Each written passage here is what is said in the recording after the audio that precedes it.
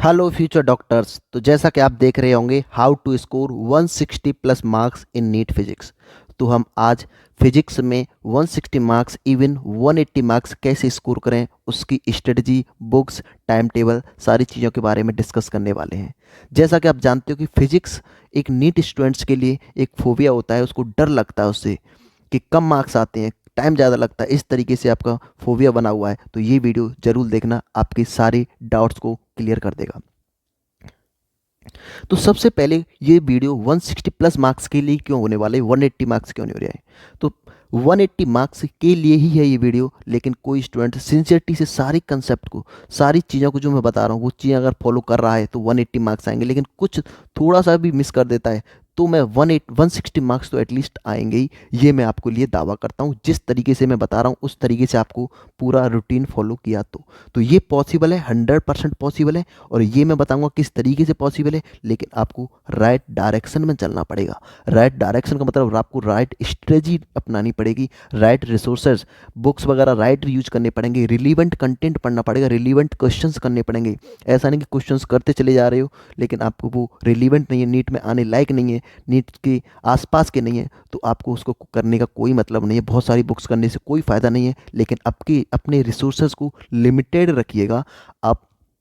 Second चीज़, आपको right time यानी कि कब रिवीजन करना है, कब मॉक टेस्ट लगाना है, कब शॉर्ट नोट्स बनाना है, कब सारी चीज़ों को ये करना है। अगर सही तरीके से सही टाइम पर आप सारी चीज़ों को कर रहे हो तो आपके 160 नहीं 180 मार्क्स से कोई नहीं रोकने वाला है। तो इस तरीके की स्ट्रेटजी हम इस वीडियो में समझने वाले हैं, किस तरीके से हम मार्क्स को 180 तक पहुंचा सकते हो। चलिए वीडियो को करते हैं शुरू।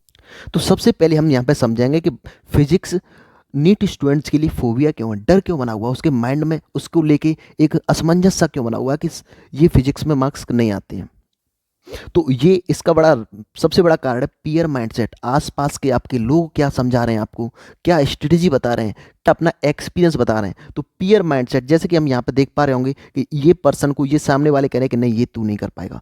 तो अगर आप इस तरीके से बता रहा है कि कोई आपके कोई इस तरीके से इन्फ्लुएंस कर रहा है कि नहीं फिजिक्स में मार्क्स कम आते हैं, टाइम ज़्यादा लगता है, कम पढ़ना चाहिए और स्कोरिंग सब्जेक्ट नहीं है, इस तरीके का अगर आपको कोई कह रहा है, आपके आसपास के लोग समझा रहे हैं आपको, तो ये आपको गलत समझा रहे हैं। ऐसा पॉसिबल है कि नीट में आपको हाईएस्ट स्कोर कर सकते हो, आप अपने स्ट्रॉन्ग सब्जेक्ट बना सकते हो फिजिक्स को। तो सबसे पहले आपको करना है कि चेंज योर माइंडसेट, आपको अपना माइंडसेट चेंज करना है। क्योंकि आपके साथ होता क्या कि आपके इन्फ्लुएंस आपको कर चुके हैं लोग कि फिजिक्स में कम मार्क्स आते हैं। तो जैसे ही आप क्वेश्चन सॉल्व करने वाले होते हो, वहाँ पर अगर आप कहीं क्वेश्चन में अटकते हो तो आपका दिमाग तुरंत सिग्नल देता है कि नहीं ये तो सब्जेक्ट टफ है ना, नहीं हो रहा है तो कोई दिक्कत नहीं है, सबके साथ यही होता है। लेकिन ऐसा नहीं सोचना है, सबके साथ नहीं होता है। आप स्ट्रॉन्ग सब्जेक्ट भी बना सकते हो फिजिक्स को, ये मेरा दावा है। लेकिन कैसे बनाएंगे इसको समझते हैं। तो सबसे पहले आपको चेंज योर माइंडसेट। सेकंड चीज़ आती है यूज ऑफ मैथमेटिक्स। मैथमेटिक्स का इसमें यूज होता है, इसीलिए ये फोबिया लगता है। यानी कि 50% आप मान सकते हो फिजिक्स के कंसेप्ट में मैथमेटिक्स यूज होता है। तो अगर आप अपना मैथमेटिक्स, बेसिक मैथमेटिक्स जो स्ट्रॉन्ग कर सकते हो, तो आपको फिजिक्स का आधा डर वहीं ख़त्म हो जाएगा। यानी कि ग्राफ्स, टिक्नोमेट्री, ज्योमेट्री की कुछ चीज़ें आप समझ सकते हो कि किस तरीके से एंगल कहाँ कैसे निकालते हैं, ग्राफ्स का वेरिएशन किस तरीके से होता है। तो आपको फिजिक्स का 50% डर वहीं ख़त्म हो जाएगा। तीसरी चीज़ आती है कैलकुलेशन फियर। आप सब चीज़ समझ चुके हो, कंसेप्ट समझ चुके हो, फॉर्मूला समझ चुके हो, उसकी कंडीशंस, कब फॉर्मूला लगाना है, किस कंडीशन में लगाना है। लेकिन एंड में जाके कहीं ऐसी कैलकुलेशन आ जाती है, वहाँ अटक जाते हो आप, या फिर आप विद इन टाइम नहीं कर पाते हो। तो आप सोचते हो कि टाइम के प्रेशर में आप उस क्वेश्चन को छोड़ देते हो, सिर्फ और सिर्फ कैलकुलेशन की वजह से। आप भले ही पूरी सब्जेक्ट में फिजिक्स अच्छा पढ़ा हो आपने। तो सबसे मेन इंपॉर्टेंट बात यही होने वाली है कि अगर आपको टाइम लग रहा है किसी क्वेश्चंस को सॉल्व करने में, तो वो सिर्फ और सिर्फ बेसिक मैथमेटिक्स का रीजन हो सकता है या कैलकुलेशन का रीजन हो सकता है। तो सबसे पहले आपको बेसिक मैथमेटिक्स और कैलकुलेशन को ही सही करना है। अगर आपको ज़्यादा टाइम लग रहा है तो ऑटोमेटिकली आपकी स्पीड डाउन हो जाएगी, और स्पीड अगर आपकी डाउन हुई तो आपको डिमोटिवेशन आएगा कि नहीं ये तो सब्जेक्ट टफ है, टाइम टेकिंग है, इसलिए इसको नहीं हो पाएगा। इसीलिए आपको फिजिक्स आपको टफ लगने लग जाती है।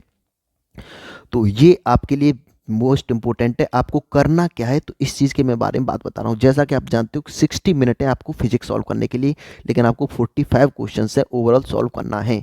तो यहाँ पर हम मोटा मोटी लगा सकते हैं कि 1 मिनट 20 सेकेंड आपको एक क्वेश्चन के लिए देना है। यानी उसी में आपको समझना है, उसी में क्वेश्चन को रीड करना है, उसी में फॉर्मूले को अप्लाई करना है, उसी में कैलकुलेशन करना है, उसी में आपको आंसर टिक करना है। तो इसीलिए आपको ये तो हो गया कि टाइम आपके लिए कम है, इसका मतलब क्वेश्चंस तो इजी होने वाले हैं। ऑब्वियसली इजी क्वेश्चंस होंगे, ज़्यादा मॉडरेट भी हो सकते हैं, लेकिन टफ क्वेश्चंस नहीं बनने वाले नीट फिजिक्स में, ये मेरा आपका कमिटमेंट है। इसीलिए अगर क्वेश्चंस इजी बन रहे हैं, इसका मतलब आपको डेप्थ मैटर नहीं करती है। किसी भी चैप्टर को आप डेप्थ में पढ़ते चले जा रहे हो, एक चैप्टर को पकड़ के बैठ गए, उसमें मास्टरी कर रहे हो, ये बिल्कुल वर्थ इट नहीं है आपके नीट स्कोर के लिए। इसका मतलब क्या करना चाहिए आपको? आपको विर्थ करना है, यानी कि मैक्सिमम सिलेबस जितना कवर कर सकते हो, ओवरव्यू एटलीस्ट हर चैप्टर, कोई भी चैप्टर आपको छोड़ के नहीं जाना है। फॉर्मूले की कंडीशंस कब अप्लाई करना है, कंसेप्ट, ये सब पढ़ के जाना है। इसीलिए आप मैक्सिमम स्कोर कर पाएंगे। अब हम देखते हैं कि किस तरीके के क्वेश्चंस फिजिक्स में पूछे जाते हैं, नीट फिजिक्स में किस तरीके के कंसेप्ट, किस तरीके के क्वेश्चंस पूछे जाते हैं। तो पहला है बेसिक कंसेप्ट। बेसिक कंसेप्ट का मतलब कोई स्टेटमेंट दे दिया, कोई एप्लीकेशन दे दिया, कोई साइंटिस्ट का नाम दे दिया, बहुत कम चांस रहते हैं ऐसे, या डायरेक्ट कोई फार्मूला पूछ लिया, बताओ इस चीज़ का फार्मूला, वायु सावर्ट का फार्मूला इनमें से कौन सा के। इस तरीके के क्वेश्चंस बहुत कम होते हैं, 10% मान सकते हो, यानी कि 4 से 5 क्वेश्चंस आपके आ सकते हैं। जैसे कि कोई स्टेटमेंट दे दिया, कोई फैक्ट दे दिया, जैसे angle of contact between pure water and glass कितना होता है, मरकरी थर्मोमीटर होता है वो कहाँ यूज होता है, किस टेम्परेचर पे यूज होता है, या केपलर्स लॉ के बारे में पूछ लिया, या फर्स्ट लॉ ऑफ थर्मोडायनामिक्स किसके कंजर्वेशन पर बेस्ड है, या फिर degree of freedom diatomic triatomic. इस तरीके के फैक्ट बेस आप कह सकते हो, या स्टेटमेंट टाइप के, या वन लाइनर टाइप के क्वेश्चंस होते हैं। आपको आपको 10% मिलेंगे, यानी 4 to 5 क्वेश्चंस आपको मिल जाए। सेकंड चीज आती है कंसेप्ट, जो होता है कंसेप्ट प्लस कंसेप्ट का एप्लीकेशन कैसे होना है, वो 20% क्वेश्चंस मिलेंगे। क्या मतलब हुआ इसका? जैसे कि आपको दे दिया कि एक क्वेश्चन ऐसा पूछा गया था कि एक सिंपल पेंडुलम है और यहाँ पर कोई कंटेनर है, उसमें लिक्विड भरा हुआ, और ये लिक्विड यहाँ से आउट हो रहा है। तो बोल रहा है कि जैसे जैसे लिक्विड आउट होता चलेगा, उसके टाइम पीरियड पर क्या इफेक्ट पड़ेगा। इसको कहेंगे कंसेप्ट प्लस कंसेप्ट का एप्लीकेशन। क्योंकि आपको पता है कि time period of simple pendulum होता है T=2π/L/G, यानी कि एल और जी पर डिपेंड कर रहा है। जी तो यहाँ पे फिक्स है, अब क्या है यहाँ पे जी, एल के बारे में बात कर रहे हैं। एल अब यहाँ से लिक्विड निकलता जाएगा, तो यहाँ से टाइम पीरियड के बारे में वेरिएशन आता चला जाएगा। इस तरीके के जो क्वेश्चंस आते हैं वो कंसेप्ट के एप्लीकेशंस पे आते हैं, और यानी कि डायरेक्ट फार्मूला यूज नहीं हो रहा है, लेकिन आपको कंसेप्ट समझ में आना चाहिए। तो इस तरीके के क्वेश्चन से भी आपको 7 से 8 कंसेप्ट वाले क्वेश्चन से मिल जाएंगे। तीसरी चीज आती है कंसेप्ट भी यूज हो रहा है, एप्लीकेशन भी यूज हो रहा है, प्लस कैलकुलेशन, यानी कि फॉर्मूला वगैरह उसकी कंडीशंस आपको पता होना चाहिए। तो इस तरीके के क्वेश्चंस आपको सबसे ज़्यादा मिलते हैं, जो कि 70% तक रहता है, 30 to 35 क्वेश्चंस तक आपके एग्जाम में रहते हैं। तो अब आपने पूरा पैटर्न समझ लिया, एग्जाम का व्यू समझ लिया कि किस तरीके का माइंडसेट होता है, एग्जामिनर का पूछने का तरीका क्या होता है। अब हम पढ़ने वाले हैं, समझने वाले हैं कि हाउ टू स्टार्ट नाउ। अब जो भी जितना भी आपने पढ़ा है पूरे साल, जितना भी मेहनत किया, लेकिन अब हमको क्या करना चाहिए सर, कि हमारी फिजिक्स में अच्छे से अच्छा स्कोर हो सके। तो देखो, मैं आपको एक अच्छा सा सजेशन दे रहा हूँ, इसको फॉलो करना। जो भी आप पढ़ रहे हो उसको कंटिन्यू करो, क्योंकि उसमें आपको ब्रेक नहीं देने वाला हूँ, क्योंकि आपका रिदम बना हुआ है। आप प्रॉपरली क्लास ले रहे हो, प्रैक्टिस कर रहे होंगे, रिवीजन कर रहे होंगे, समझ रहे होंगे, कंसेप्ट पढ़ रहे होंगे सारी चीज़ों को। लेकिन इसके अलावा मैं आपको 1 या 2 महीने के लिए, 1 महीने के लिए आपको 1 घंटे एक्स्ट्रा मांग रहा हूँ फिजिक्स के लिए। उसमें क्या करना है, सबसे पहले कैसे स्टार्ट करना है आज से मैं आपको 1 मंथ के लिए पहले बता रहा हूँ। 1 मंथ आपको सिर्फ और सिर्फ जो कुछ कर रहे हो वो तो करते चले हो, लेकिन उसके अलावा 1 मंथ आपको 40 मिनट्स बेसिक मैथमेटिक्स ले देना है। बेसिक मैथमेटिक्स डेली 40 मिनट्स को दो। उसमें ग्राफ्स कैसे होता है, ज्योमेट्री, टिक्नोमेट्री, इस तरीके की चीज़ों को आप समझो, बिल्कुल सिस्टमेटिक बारीकी से समझो कि कैसे ग्राफ बन रहे हैं, कैसे वेरिएशन हो रहा है। तो आपको फिजिक्स में स्कोर मैक्सिमम होगा, ये मेरी गारंटी है।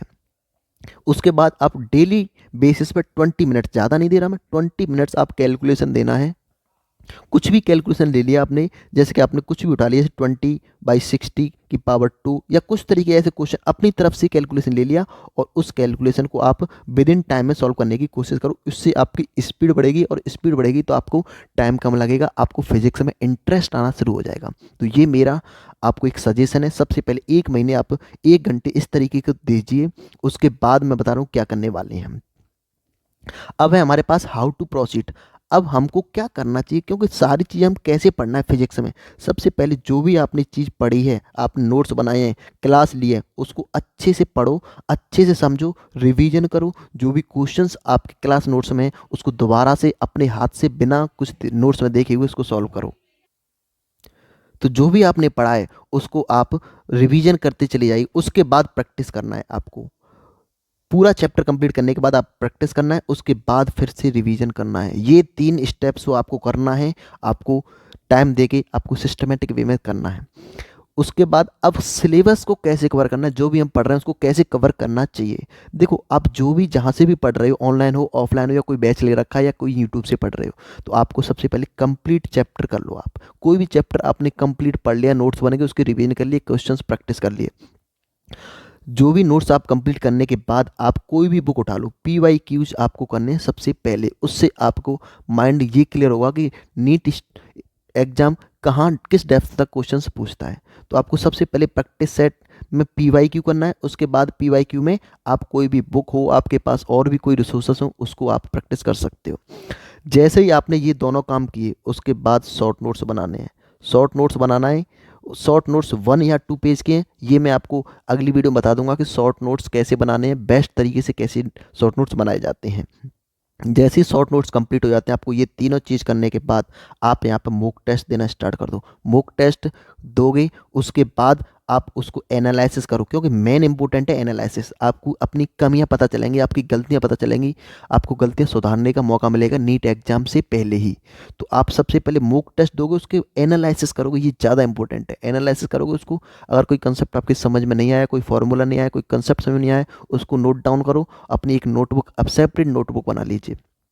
उसके बाद आप रिवाइज करते चले जाओ। ये आप स्टेप्स आप फॉलो करोगे तो आपको बहुत जल्दी फिजिक्स में इंटरेस्ट बनेगा, आपकी फिजिक्स स्ट्रांग होती चली जाएगी। अब हम बात कर रहे हैं कि सर हम किस बुक से प्रैक्टिस करें, कौन से रिसोर्सेज यूज करें। देखो, मेरे सजेशन जो दे रहा हूँ मैं, उस तरीके से रिसोर्सेज को लिमिटेड रखना है, कम से कम रिसोर्सेज, लेकिन उसके मल्टीपल रिवीजन, ये ज़्यादा मैटर करता है। ऐसा नहीं कि बहुत सारी बुक्स, बहुत सारे क्वेश्चंस आप करते चले जा रहे हो, लेकिन सिर्फ एक बार कर रहे हो तो वो रिलीवेंट नहीं रहेगा आपके लिए। जो भी चीज़ पढ़ जो भी चीज़ पढ़ रहे हो, एटलीस्ट उसका 3 से 4 बार रिवीजन होना चाहिए, चाहे वो थ्योरी हो, कंसेप्ट हो, क्वेश्चंस हो। 3 से 4 बार एग्जाम में बैठने से पहले रिवीजन होना चाहिए। इसीलिए रिसोर्सेज को लिमिटेड रखिए, आपके स्कोर ऑब्वियसली बढ़ेगा, 100% बढ़ेगा। तो मैं उसी के बारे में बात कर रहा हूँ, कौन कौन सी बुक्स फॉलो करनी है। सबसे पहले आप जहाँ से भी पढ़ रहे हो, ऑफलाइन, ऑनलाइन, यूट्यूब, कोई बैच ले रखा है, उसके क्लास नोट्स आपके लिए ज़्यादा इंपॉर्टेंट हैं। अब क्लास नोट्स ज़्यादा इंपॉर्टेंट क्यों हैं? क्योंकि उनको आप अपने हाथ से लिखते हो, वो चीज़ें आपके माइंड में ज़्यादा जल्दी सेट हो चुकी होती हैं, तो आपके लिए क्लास नोट्स ज़्यादा इंपॉर्टेंट है। जो भी टीचर पढ़ा रहे हैं वो सारी चीज़ों को कवर करके चलते हैं जितना रिलीवेंट। तो इसलिए सबसे पहले प्रेफरेंस दूंगा मैं क्लास नोट्स को। उसको अच्छे से, कंसेप्ट को पढ़ो, थ्योरी को पढ़ो, क्वेश्चंस करो। उसको अच्छे से करने के बाद आप PYQ उठा लो। PYQ एग्जाम में बैठने से पहले 2 से 3 बार आपके PYQ आपके हाथ से हो जाने चाहिए। उसके बाद PYQ जैसे किया है, आप NCERT यूज कर सकते हो। फिजिक्स में NCERT कंप्लीटली नहीं पढ़नी है, आप अदर सब्जेक्ट लिए, बायो हुआ और इनऑर्गेनिक केमिस्ट्री हुआ, ऑर्गेनिक केमिस्ट्री, उसमें पढ़ सकते हो, लेकिन फिजिक्स में सजेशन नहीं दे रहा हूँ। फिजिक्स में आप क्या कर सकते हो, NCERT के लिए आप जो बॉक्स दे रखे होते हैं उसको पढ़ लो। उसके बाद चैप्टर के एंड में आपको समरी गिवन होती है, उस समरी को पढ़ लो। इतना सिर्फ NCERT से करो। उसके बाद उसके एग्जाम्पल्स, एंड एक आती है NCERT एग्जाम्पलर। अगर इतना करते हो NCERT फिजिक्स सब्जेक्ट के लिए, तो ये आपके लिए सफिशिएंट होने वाला है, क्योंकि ज़्यादा कुछ नहीं मिलेगा आपको NCERT में। जो भी चीज़ होगी वो क्लास नोट्स में टीचर करवा देते हैं, लेकिन आप एग्जाम्पलर और NCERT एग्जाम्पल्स को पढ़ने के लिए, अगर मैं आपको एक शॉर्टकट बताऊं तो एक बुक आती है, मास्टर द NCERT। बहुत ही अच्छी बुक है। आप सिस्टमेटिक वे में देखो क्वेश्चंस किस तरीके से आपको मिलेंगे। ये अरिहंत पब्लिकेशन की होती है। ये दोनों, ये आपके पास फिजिक्स फर्स्ट, फिजिक्स सेकंड, बहुत ही अच्छे questions, exemplar and NCERT example सारे इसमें डाले हुए हैं। तो आपके लिए बहुत ज़्यादा इंपॉर्टेंट होने वाला है इन्हीं क्वेश्चंस को, यानी कि PYQ एंड ये और ये आप अगर 2 से 3 बार, इवन 4 बार करोगे तो ये आपके स्कोर को बूस्ट कर देंगे।